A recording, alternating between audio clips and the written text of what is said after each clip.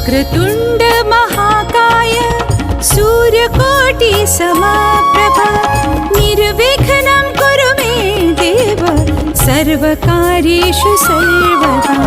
वक्रतुण्ड महाकाय सूर्यकोटि समप्रभा निर्विघ्नं कुरु मे देव सर्वकार्येषु सर्वदा। वक्रतुण्ड महाकाय सूर्यकोटि समप्रभा निर्विघ्नं कुरु मे देव सर्वकार्येषु सर्वदा।